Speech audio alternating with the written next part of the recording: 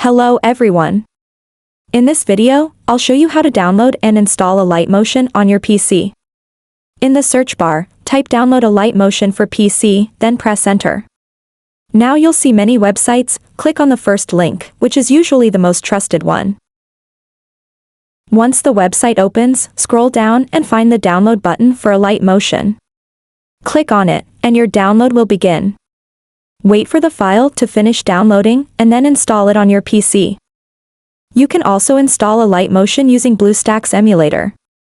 Open BlueStacks, and in the search bar, type Alight Motion.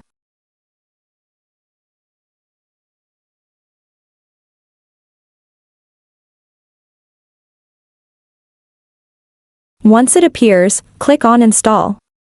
After the installation is complete, open Alight Motion, and now you can easily edit videos just like on your phone. And that's it. You've successfully downloaded and installed Alight Motion on your PC. If you found this video helpful, don't forget to like this video and subscribe to the channel for more useful tutorials. Thanks for watching.